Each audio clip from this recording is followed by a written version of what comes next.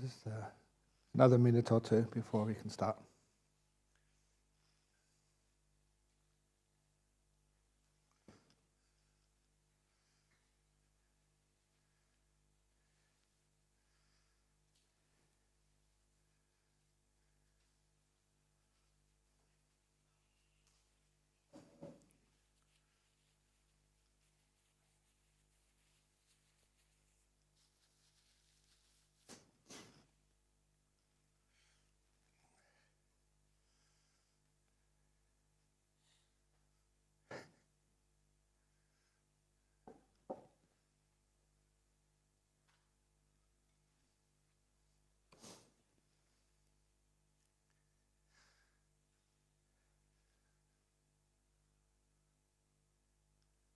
Okay, I think we can get going now. But first of all, after last evening's talk, how many of you encountered a ghost? Anyone? Oh, it just shows you that sometimes we're afraid of things which never happen. We worry about things which don't occur. And we're anxious about the future when there's no need to be. And it's a very good exercise to show that all this worry and fear and concerns we have are just wasting a lot of inner energy. And even when you go home and little things happen, you find on these retreats you have these wonderful ways of dealing with the problems of life, which are innovative, they work, they're not based on chemicals, so they have no bad side effects. Indeed, the side effects you do get are wonderful. I don't know why, but I told Nicholas, who was just cleaning up my breakfast stuff this morning, I don't know why people like cleaning up the breakfast stuff. I think that sometimes whatever's left over, they eat because they know it's been sanctified by the monk. So whatever they eat, if it's very sugary, they don't get diabetes. If it's very oily, they don't get cholesterol problems because the monk has sorted it out beforehand.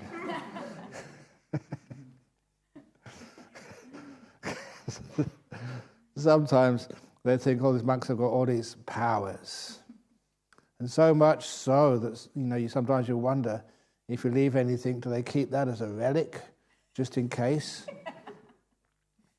And this comes to my mind because my dentist, who won't be named, but he used to be a past president. I think you probably know who he is now. Many, many, many years ago, I went to see him, and I think one of my teeth was cracked, and you couldn't sort of put it together again. So he had to take it out, had to remove it. And later on, he actually came up to confess to me. He said, once he took the tooth out, instead of throwing it away like dentists are supposed to do, he kept it. So what do you want to keep the tooth for? Well, you know, in the future, if you become really, really holy, that might be worth a lot of money.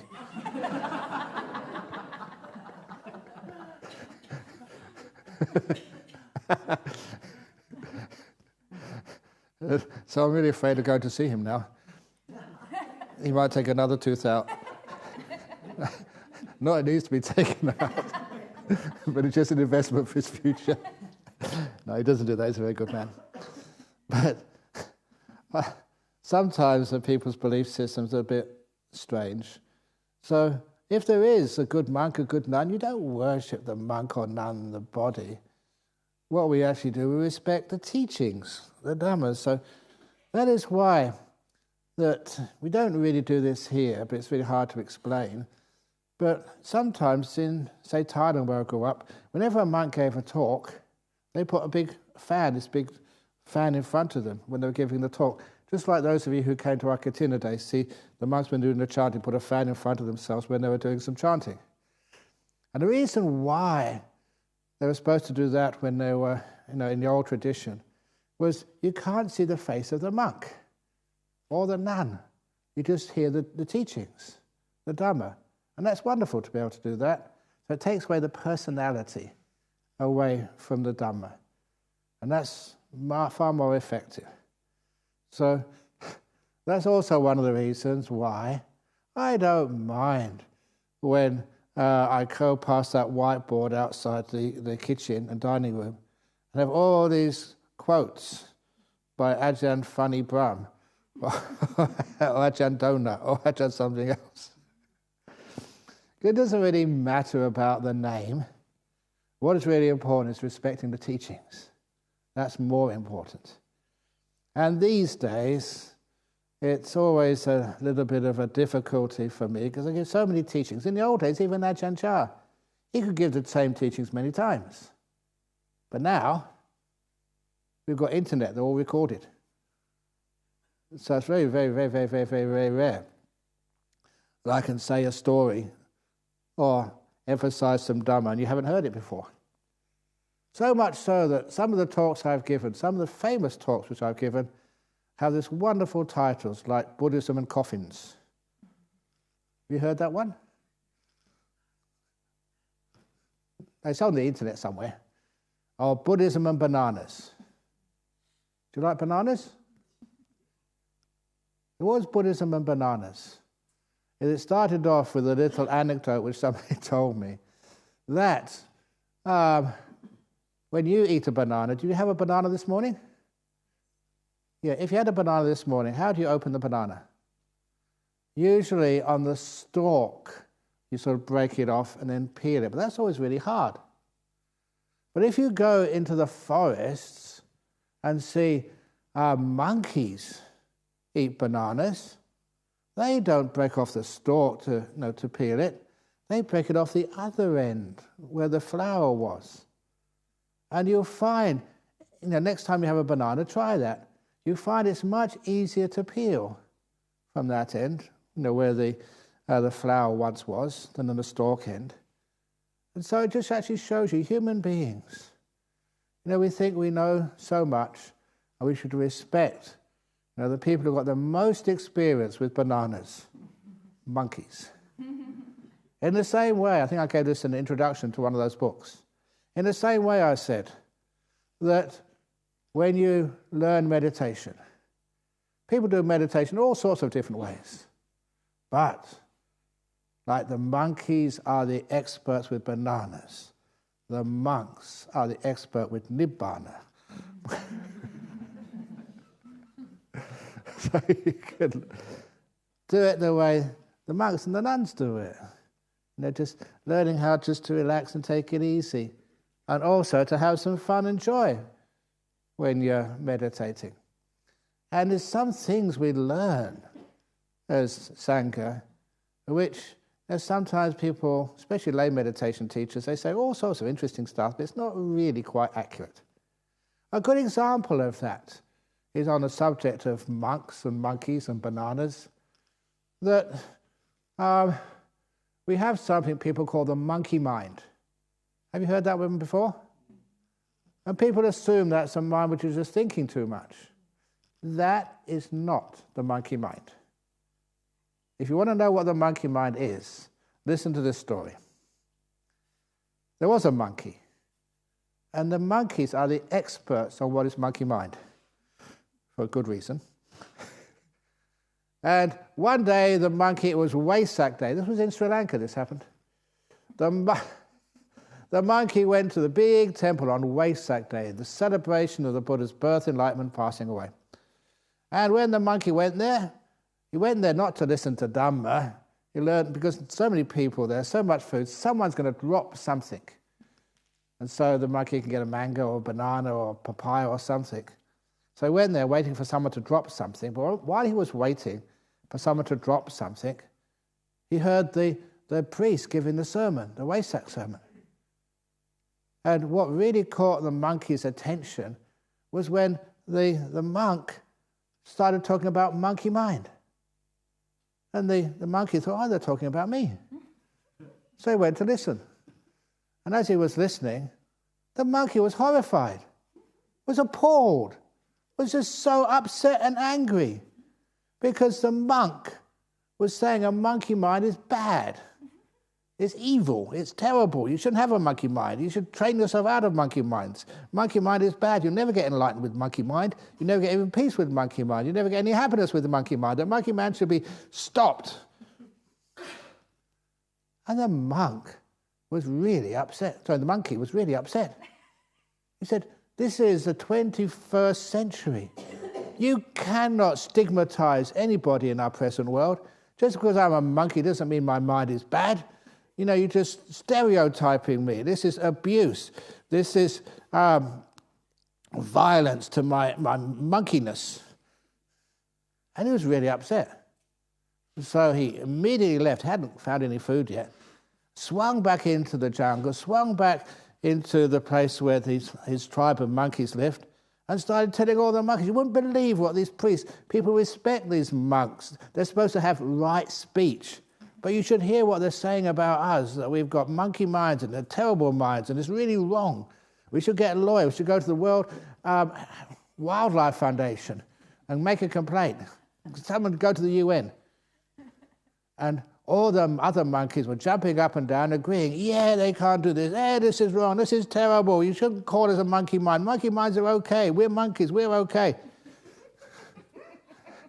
And the head monkey, who was old, says, be quiet. All that jumping up and down, that's what the monkey mind is.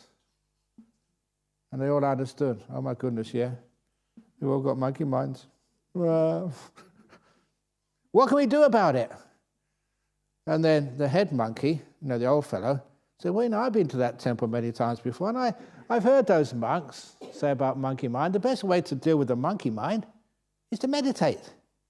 So all the monkeys jumped up and down. Yeah, let's meditate. Yeah, we want to meditate. Yeah, let's meditate. Let's get out of the monkey mind. Yeah, we want to meditate. Yeah. The head monkey said, shut up. I'll teach you how to meditate. As much as I know, said the head monkey.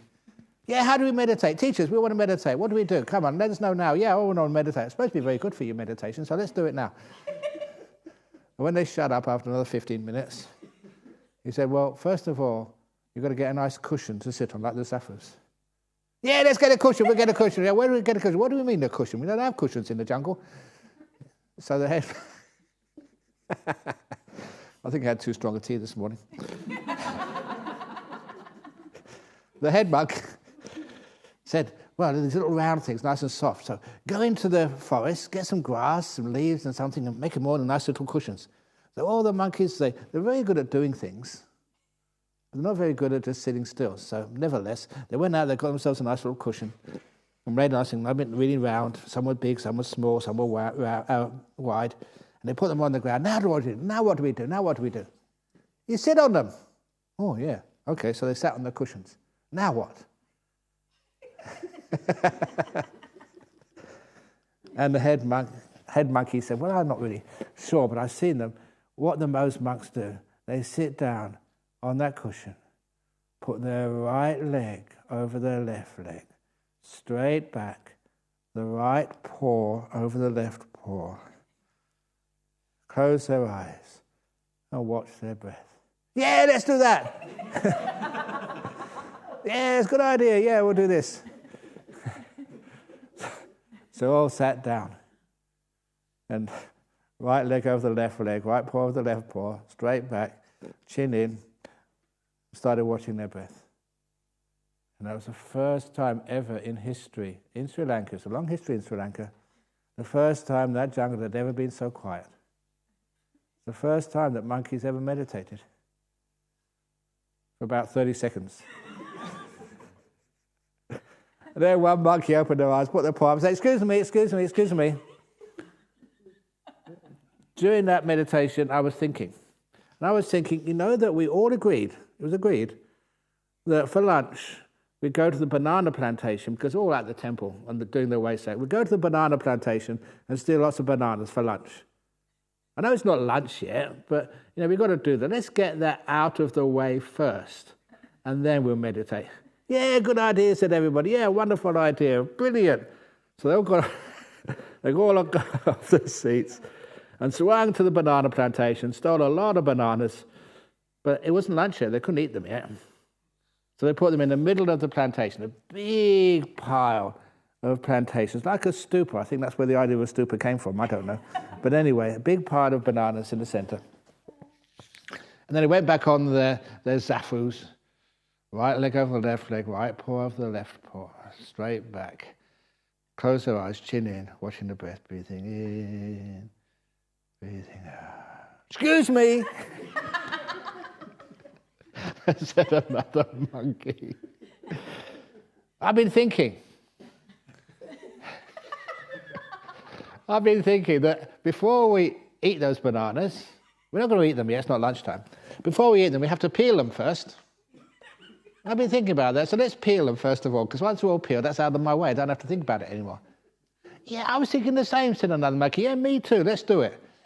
So they all got off their cushions, peeled all the bananas, and left this big pile of peeled bananas in the center of the clearing. And then they all went back to their zafus, sat down, right leg over the left leg, right paw over the left paw, back straight, head down, close their eyes, breathing in, breathing. You know what's going to happen, don't you? Excuse me, said another monkey. I've been thinking. What have you been thinking now? I've been thinking, before we eat those bananas, before we eat them, we have to put them in our mouth, first of all. We're not going to eat them, we're just going to put them in our mouth. Yeah, I was thinking the same. Yeah, wonderful, great idea. So that's one less thing we have to think about. So they all got a banana each and put them in their mouth. They didn't eat it yet. It's not the time to eat yet. It's just getting things out of the way before you meditate. And one monkey, I'd say quite a few monkeys, put 2 bananas in their mouth. And one put 3 in. But they never ate them.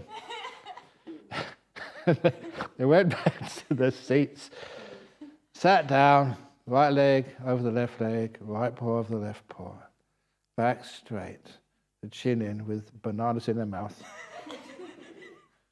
Close their eyes. And they ate all those bananas right there. And that was the end of their meditation. And that's what we call the monkey mind. It's not just being restless. It's let's get this out of the way. And then we can meditate later on. How many of you packed all of your belongings because you're going to go tomorrow? Another 36 hours or something. So you shouldn't pack until maybe 1 hour or half an hour or 15 minutes before you have to go. Why is it people always pack so early? Because you want to get it out of the way first of all. You won't be thinking about it.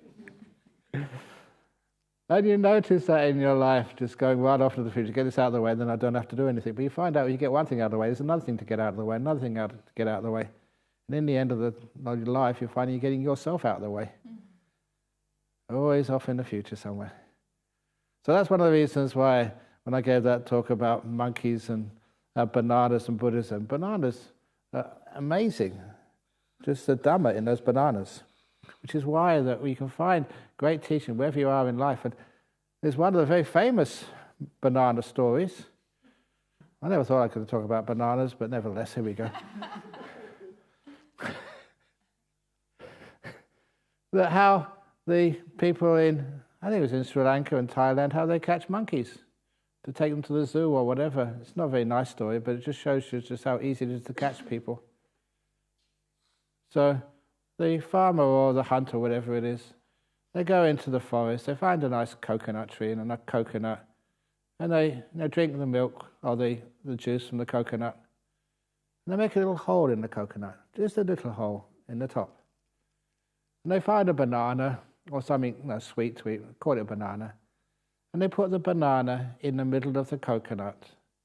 They tie the coconut with a very strong rope to a tree, really secure. And then they leave it there. And they go back home, have a nap, have some dinner, just enjoy the evening. In the morning, they go back to that coconut. And of course, the banana is very sweet and fragrant. There'll always be a monkey who found it. But the point is, the little hole they put in the top of the coconut is only just big enough for the monkey to get its paw in. But when its paw has got a banana in it, it can't get its paw out. And so that monkey has been there all night trying to figure a way to get the banana out of the coconut. And when the hunter comes, the banana sees the hunter coming. Ah! This is dangerous. So what does the monkey need to do to escape? Let go of the banana, yeah. But can it let it go? No, that's my banana. I found it. It's mine. And so it keeps on trying to get the banana out. More and more struggle. Trying to get the banana out. Just like this is the last day of the retreat. Ah! I better get some meditation quickly. Ah! What will happen? Ah! So you try even harder, trying to get the banana out this way, banana out that way.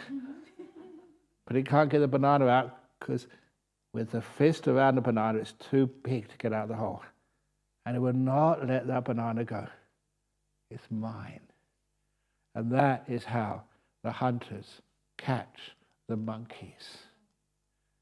Do you understand? So how is it that you don't get enlightened? Well, you've got a day to go. I've got to really put some effort in today. Come on, really do it. No. You are never able to get nimittas and jhanas when you're holding it. You just can't get it out of the coconut shell. Let it go. And then you're free. So, some of these stories are very beautiful stories. It's amazing to all this. Okay, I'm going to tell this story. Sometimes I don't want to tell this story because it's a bit dangerous.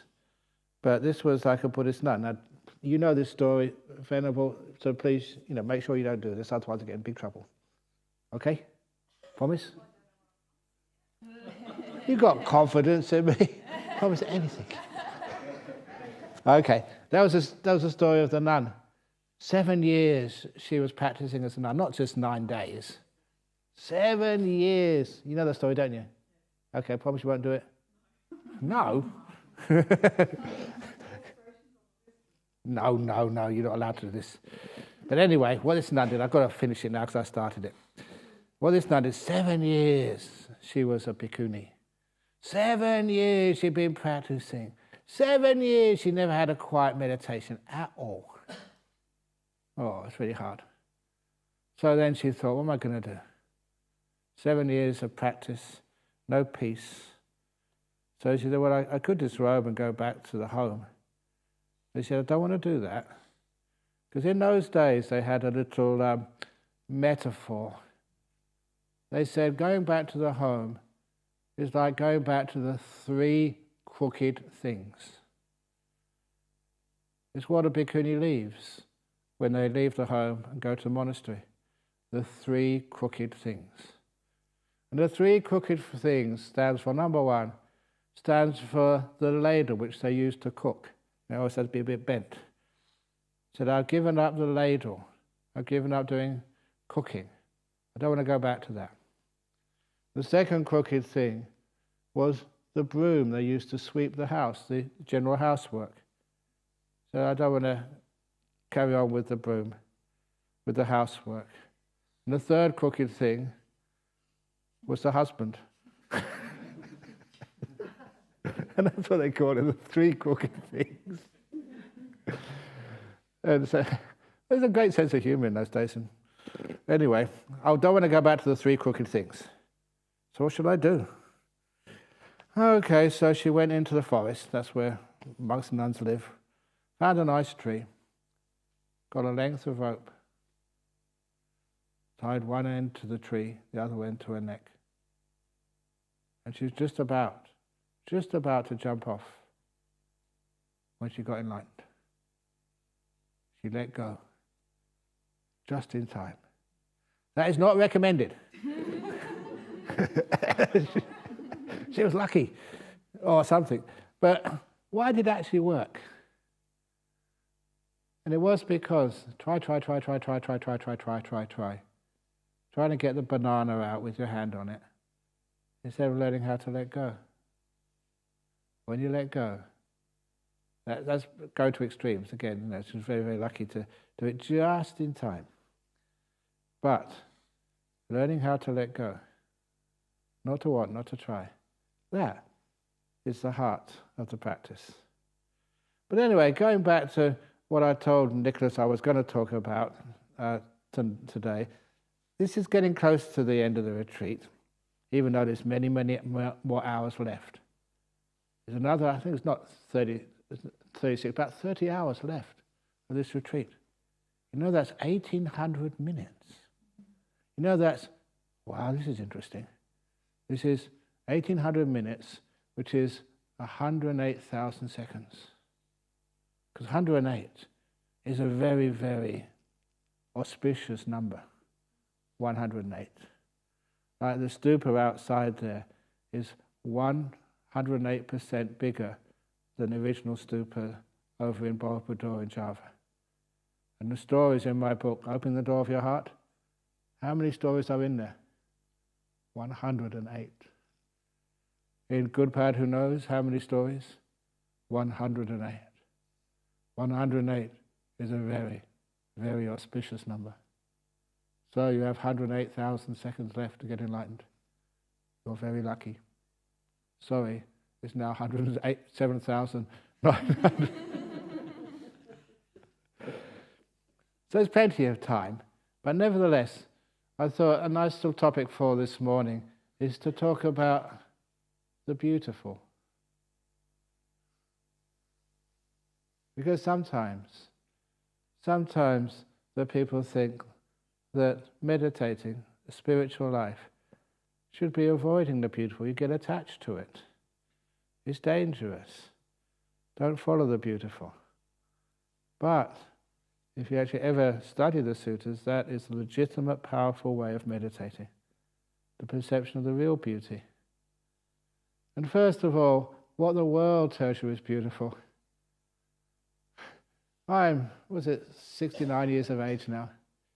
And every now and again, when you go on the internet to see the news, you see that somebody who was very famous when I was young has died. And sometimes you see their photo when they were just a few years older than me, when I was young. They were just gorgeous. They were so beautiful. And I see the photographs of them now and I think, I thought that was beautiful. It's amazing just how the perceptions of beauty change. You see, I think I mentioned this to someone or here, I'm not quite sure, but when I went to India on pilgrimage many years ago, one of the many pilgrimages I've done over there, they took me to see the Taj Mahal. Have you seen the Taj Mahal? Is it beautiful? I remember looking at it and thinking, why do they call this beautiful? Why? What is beauty? And then one of the fellow retreatants, she lives in Armadale, but she did then anyway. She's really down-to-earth girl. And she said, it's a bit over the top, isn't it? And that was a much more accurate description of that thing. But you weren't supposed to say it's over the top. You're supposed to say it's beautiful.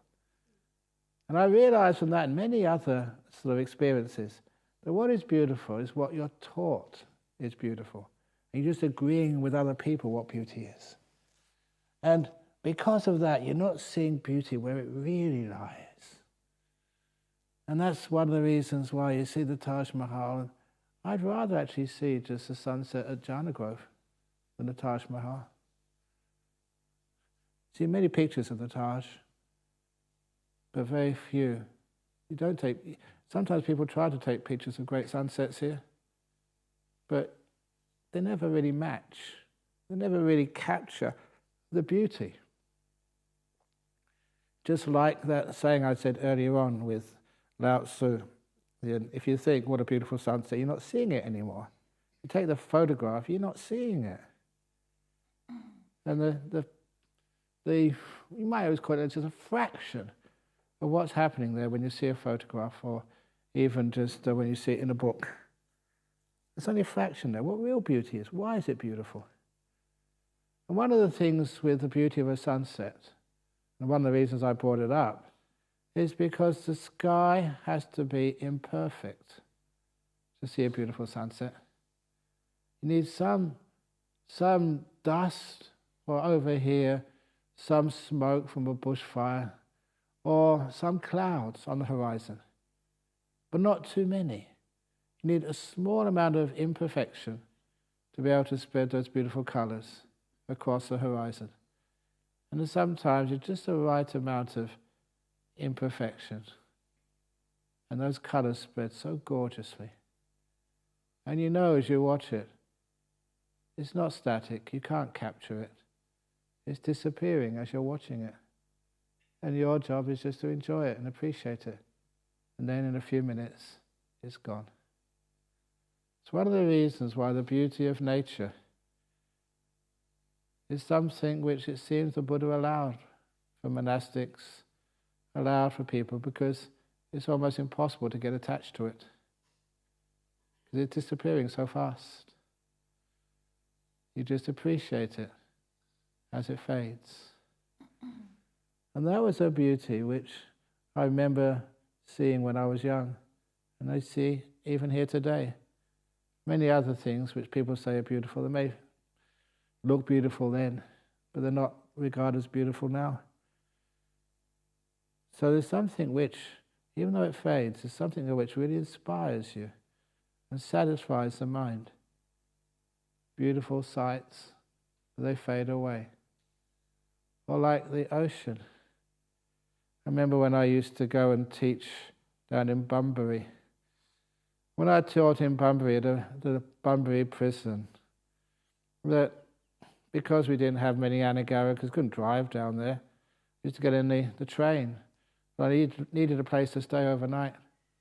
So somebody said the Catholics over there were very happy to let a Buddhist monk stay overnight. So I stayed in their parish house, which was really interesting because the first night, they said, "Oh, come and have some dinner." They're very hospitable. I said, "No, don't eat any dinner." "Oh, okay, suit yourself." And so they made a nice bed for me. And I said, no, I don't sleep on beds. So, I didn't have any dinner and slept on the floor. And the following morning, I heard the Catholic priests talking to one another. These Buddhist monks, they're really, really holy. They don't eat and they don't sleep.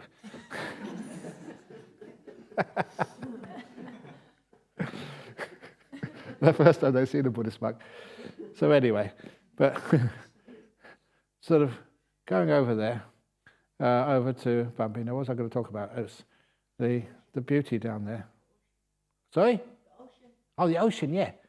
Because one of the priests, they took me over to the prison, because I needed a lift over there as well.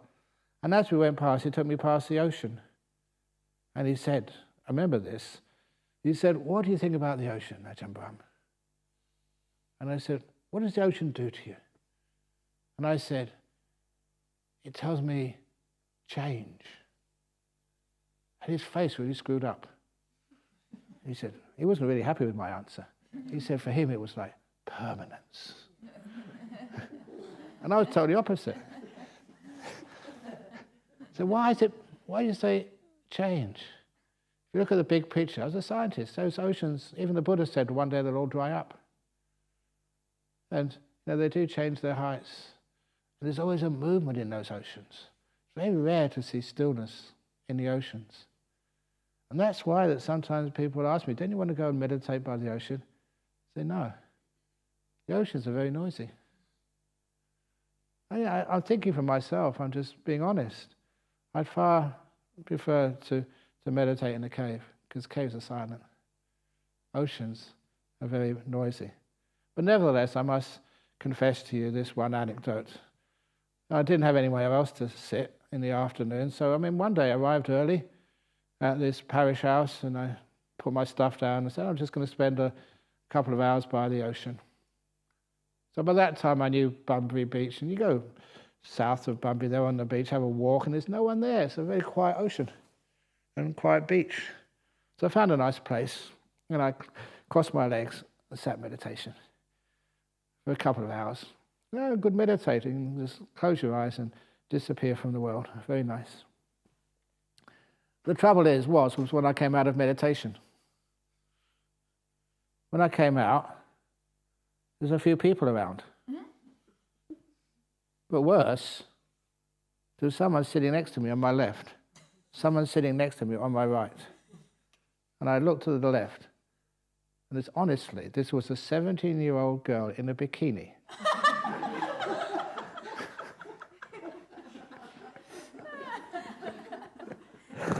A beautiful blonde 17-year-old girl in a bikini. And I turned on my right, there's a brunette, also in a bikini, sitting next to me. Oh my goodness, what am I doing? It's an absolutely true story. I was very lucky, this was the days before mobile phones, so no one took a photograph of me. How could you explain that?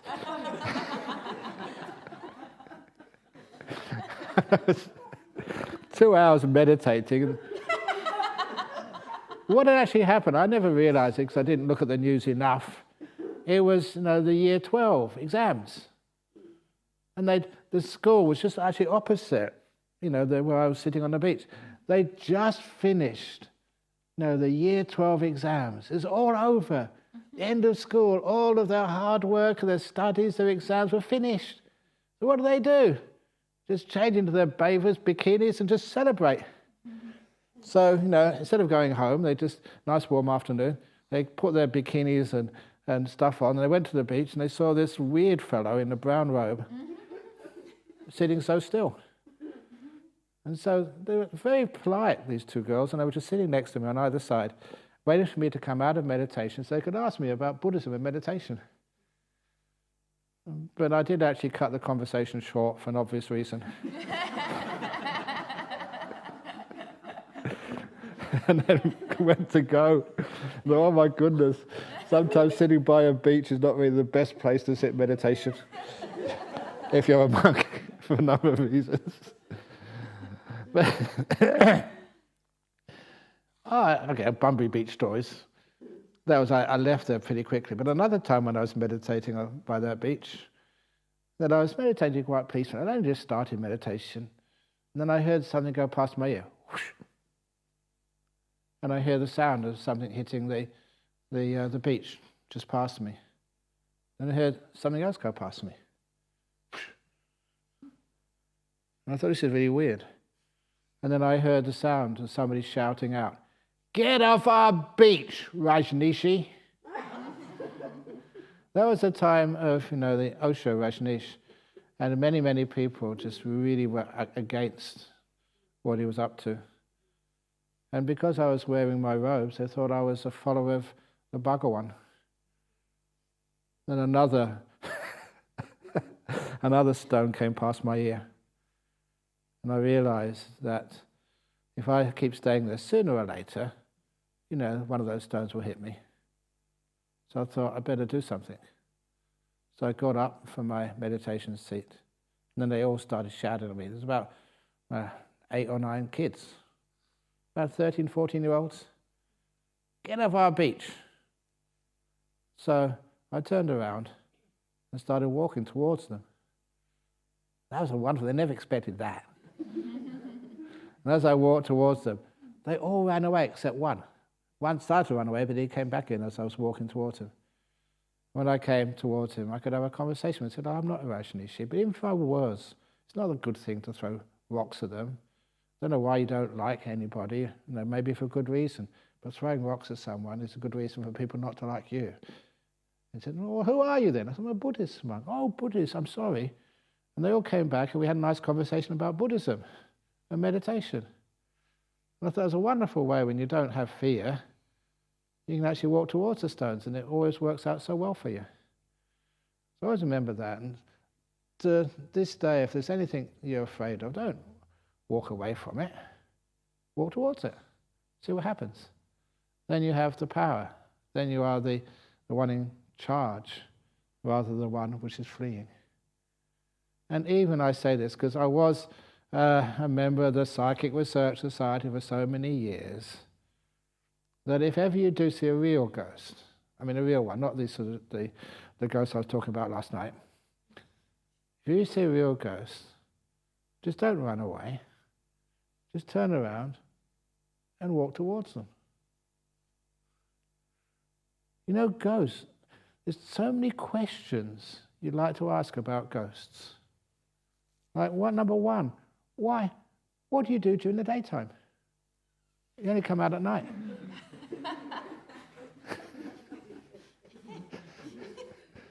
Where do you go during the day? And ghosts are beings like anybody else. Do ghosts fall in love? A male ghost and a female ghost? And decide to have little baby ghosts?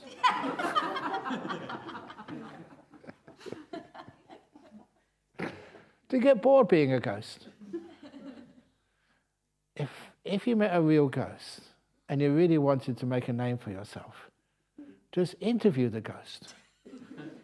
And you can publish that in the New Yorker magazine or wherever, and you'll make a lot of money. The first in-depth interview of a ghost.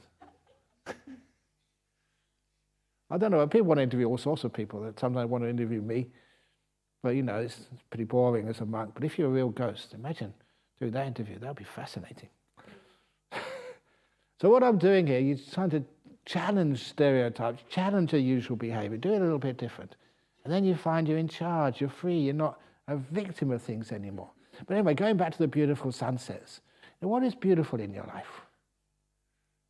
Sometimes, this just came up, because I used to be really into poetry when I was a student. I used to carry around a book of poetry by John Keats.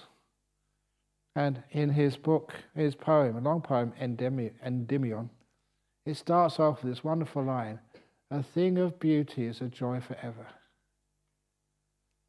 A thing of beauty is a joy forever. To me, that was a definition of what beauty is. Not the transient beauty, just like a beautiful person or a beautiful meadow or something. Something which is longer lasting than that. So what is joyful for you? Joy forever. When you're middle-aged, when you're old, when you're sick, What can be a joy when you're sick and in pain and even dying? If you understand what's a joy then, you understand what beauty truly is. And that's one of the reasons why the beauty is our emotional response to whatever's happening.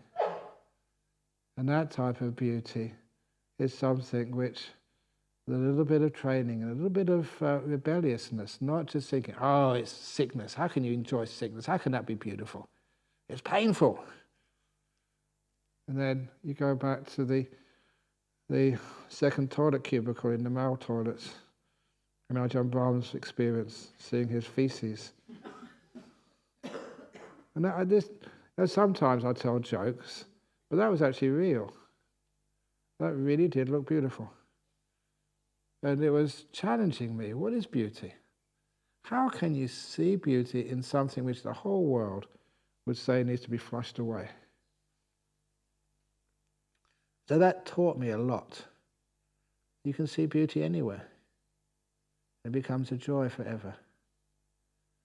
And hopefully when any one of you comes to your interviews, when I look at you now, see the beauty in you. The beautiful woman sitting over there, Sudama. How old are you now, Sudama? Beautiful. Is that beautiful? How can you see beauty in a 73-year-old woman? It's not something you can own and capture. It's something you can respect and see and be inspired by. Something which creates a joy forever in you. The goodness, the kindness, the honesty, the fearlessness. That is what is beauty. And hopefully, when you see all the people you've shared your cottage with on this weekend, oh no, not weekend, on this meditation retreat, and all the people you've met, you may look, they've got injured scars, they may have just hair falling out, they may not be just like a supermodel in the conventional terms, but there's still a huge amount of beauty in them. I know sometimes I still can't, well, I suppose I should be able to figure this out. When I was young, no one wanted to take a photograph of me. But now I'm old and fat.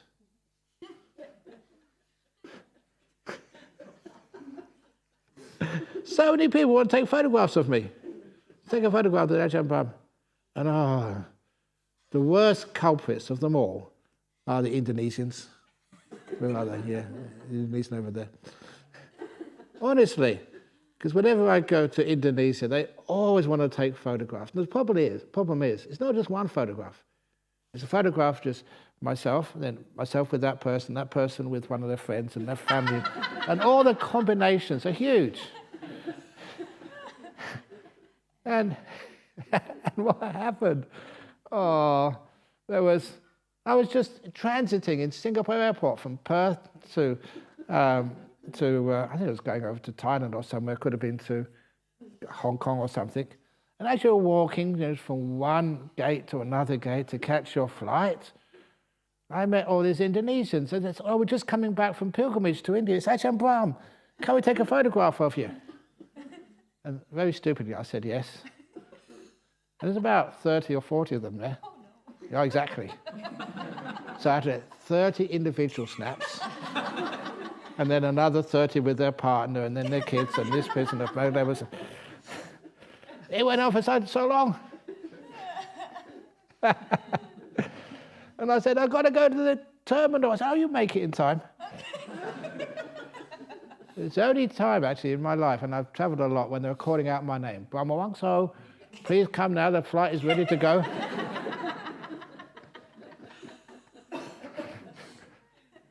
Why do they want to do this? Why do you want to take a photograph of me? I'm not like Brad Pitt. Is he the hot guy now? Who's the hot guy now? And don't say Ajahn Brahm, otherwise you'll get in big trouble.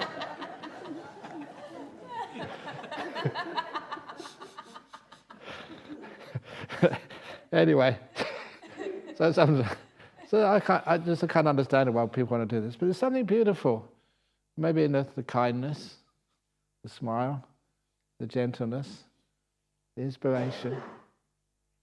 What is it which makes it a possible joy forever?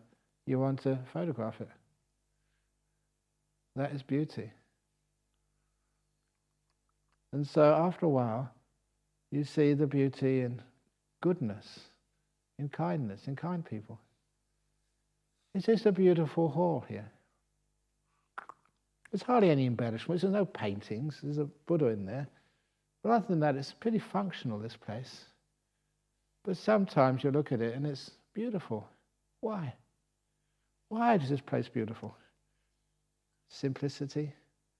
It's welcoming you. There's a few signs, don't put your chair against the walls or something, but there's hardly any signs telling you what to do. So you feel accepted and safe in a world where you're often judged and criticized. You don't get that here. Isn't that a joy forever? Just to be, instead of having to prove yourself to somebody. You know that we don't give certificates out after this retreat. You know, sometimes people are asking, can you do this? And they can give some certificates because then it makes it easier to get a direct gift recipient tax exemption from any donations. Because it's supposed to be a school building fund. And say, well, you know, what school are you in? What, do you get a degree? Do you get a certificate? So if you give a certificate, it'd be much easier for us actually to get that thing from the government. There's something really terribly against giving certificates out. You know, even just the fact that you've been here for 9 days, just being here. Have you really been here? You've been off in Fantasyland and Dream World and checking your mobile phones. Have you really been here? Doesn't matter. You've been here as much as you possibly can. Well done. But we don't give certificates out. So you don't have to worry, are you going to get graded at the end of this retreat? Grade A, B, C, D, E, or F. Because people get worried if their kids get all these grades at school. And sometimes the kid comes up to me and says, can you tell my mummy it's not the end of the world, I got grade F? So you got grade F at school? I said, yeah, I got grade F. Did anyone tell you what F means? F means fantastic. E means excellent. D means delightful. A means arrogant. You turn it around to try and stop all this thinking that achievement is the goal of life. Instead, we can find beauty in just being here. But anyway, one of those stories, there was a retreat centre. I don't know why poor Sri Lanka's getting hammered today, but this was in Sri Lanka. There's a lovely, lovely, lovely meditation teachings, and many of my monks are over in Sri Lanka right now. But anyway, in Sri Lanka there was a meditation centre, and it was getting quite well known. And they give out certificates afterwards. You know, it's much longer than a 9 day. I think it's about a month. They do teachings and make sure you understand what's going on, check your meditation. And they give certificates afterwards, if you deserve one. So anyway, there was this old auntie from the countryside in Sri Lanka, and she was visiting her friends and her family in Colombo, the capital city. And the friends and relations in Colombo said, what can we get for our old auntie, grandma? She's come all this way to see us. Well, what would she really like? And she's one of these simple living people who didn't want much in the world. So they heard about this retreat centre, said, would you like to go on this retreat centre? We can sponsor you for 1 month. She said, yeah, okay. So they collected the money to sponsor the grandma to go to this retreat centre for 1 month. And she was a very good meditator. She went to the temple all the time in her village and had pretty good meditation. She'd been listening to all these monks for such a long time. She had a very good understanding of Buddhism. So when they gave her these examinations, both oral and written, she did really well. And so at the end of the retreat, You know, in the last ceremony with all the retreatants, they called her up and said, Grandma, said, Auntie, you've done really, really, really well. You know, we've talked about this, lay people teaching this retreat. We've talked about your meditation, your understanding of Dhamma. We've all come to the unanimous conclusion that you are a stream winner. And they gave her this lovely certificate, signed by all the leaders of the retreat, that Grandma had actually become a stream winner. Sadhu, sadhu, sadhu. And they handed it to her. She got very angry. She was very upset. Auntie, why are you upset? It's a soul one. That's a Sri Lankan word for stream winner. It's a wonderful achievement. It's amazing. Why are you so upset? And she looked at them like only an old auntie can look at you. It really worries you. And they said, you don't remember me, do you? They looked at her, no, we don't remember you. Said, I came here about 3 years ago. When I came on that retreat, you gave me a non-returner certificate. You've demoted me.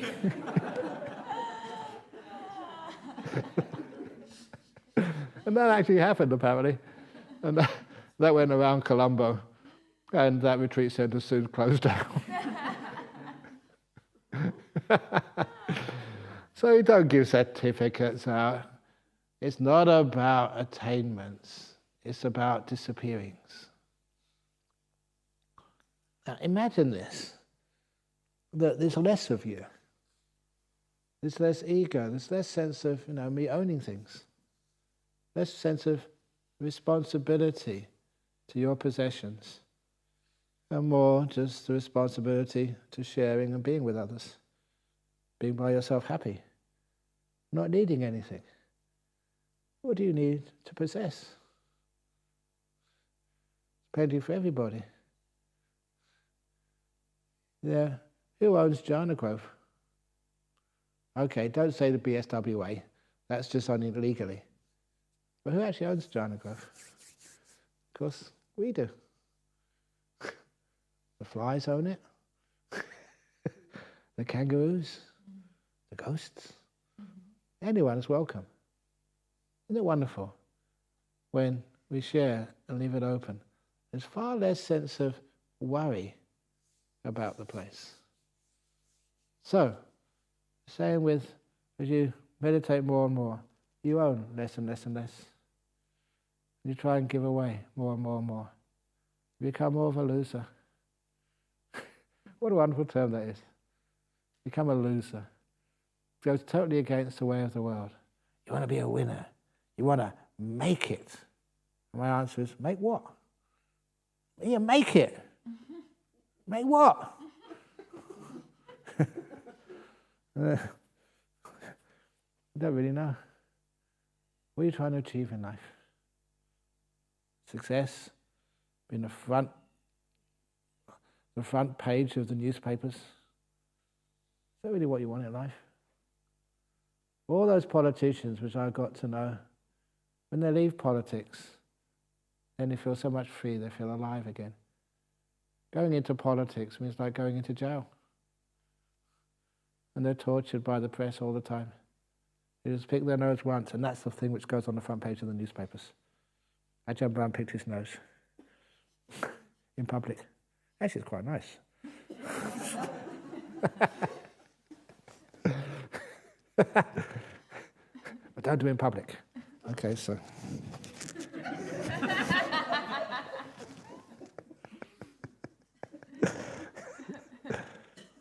Poor Ajahn Chah, when he was getting old, just before he had a stroke, he was doing one of these big ceremonies, and he was outrageous, that Ajahn Chah. He wanted to go to the toilet. It was raining outside, so he just got a bowl. He went in the corner in front of everybody. Very practical. What's wrong with that? This is being natural.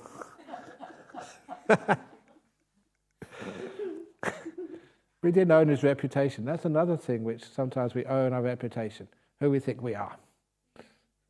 And when you own your reputation, who you think you are, and you think that's beautiful, having a good reputation. I am Ajahn Brahm. I am the great meditator. I am the great joker. If you worry about who you are, then when people don't laugh at one of your jokes, you feel terrible.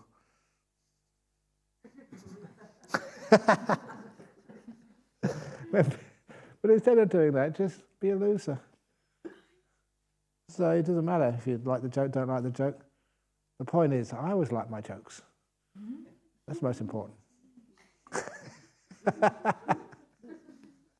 Anyway, oh yeah. Okay, so anyway, beauty. Then you look at your meditation. You know that whatever's beautiful, you can watch without effort. If there is like a beautiful sunset, it just draws you. You stop and spend a long time there. It's a beautiful sky at night.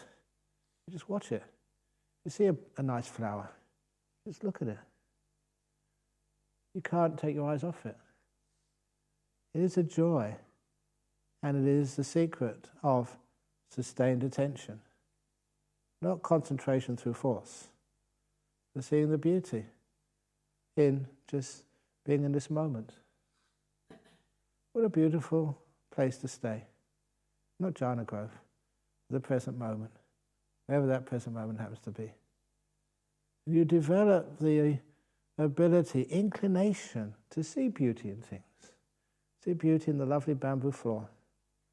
See beauty in the unexpected, like the green tape on that floor. See beauty in the pimples on a person's face. Just how well separated they are and how they form this amazing undefined pattern on their face. See beauty in the unexpected places. And then you can see beauty in your own mind. Imperfect. Still lots of defilements. Still, you think lots of way to go. You look upon it, it's beautiful. That was the meaning of the trees in the forest. To see all those bent and crooked trees and see how beautiful they are. Or that story of the two bad bricks in the wall. That later on telling that story, that was a wonderful place to have this anecdote from, at the Cancer Association in Cottesloe. And this guy came up, he said, I'm a builder. It's many years ago now. He had some cancers. And he said, I want to tell you that all bricklayers make mistakes. So, you're trying to be a perfect bricklayer. There's no such thing as a perfect bricklayer in the sense of one never makes crooked bricks. But he said, because I've been in the industry a long time, he said, whenever, one of my bricklayers makes a mistake like that, and he said, please don't tell anybody, but I never agreed on it, so I've told lots of people. Whenever we make a mistake like that, we always tell our clients, it's a feature. It's unique. There's no other houses in Perth like this. And we charge them a few $1,000 extra. And I thought that was a brilliant end to that story. The mistakes, what makes beauty? What creates it? What allows you to look at that, whatever it is, and see the beauty in it. The trouble with the Taj Mahal, it's just too perfect. That's why it's not beautiful. It's almost not human. All you over here are so imperfect. That's why you're beautiful. Your mind. Is your mind perfect yet? Is it all crooked and bent and twisted? Yeah. Therefore you can look upon it as a thing of beauty and a joy forever. It changes your perceptions. Sometimes we think of all our thoughts, our restless mind, stupid thoughts, inability to be still, worrying about things you don't need to worry about, blah, blah, blah. How about looking upon that as beautiful? Giving it some respect. Your crazy mind is gorgeous. then what do you think will happen next? You'll stay with your crazy mind because it's gorgeous, it's easy to look at, and it brings you happiness and joy. It means you focus. It means you get pretty still. It means you get very peaceful. It means you get limited. It means you get jhana. It means you get enlightened. There's only 108,000 seconds left, and that's a few. So if you want to get enlightened, how about changing your perception of the beautiful? And seeing the beautiful inside yourself right now, in this moment. It brings you joy. It brings you energy. It brings you inspiration. I don't want inspiration. I don't mean what somebody wrote on the board this morning. Inspiration leads to desperation, leads to expiration. The 3 spirations. But it actually does give you beautiful energy when you see it in the right places. And it makes it so easy to meditate, so easy to be happy. The thing of beauty is a joy forever. Any beautiful teachings you've heard here, you remember them because they were beautiful. And they give you a joy for so many years. That's why, when we understand what beauty is, what real beauty is, you realize that this is not Jhana Grove Retreat Centre you've been in. This is Jhana Grove's beauty spa.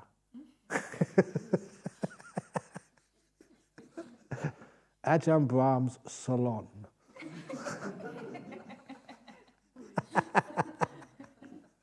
So that's a talk for today. I hope you found it beautiful. Sadhu, sadhu, sadhu.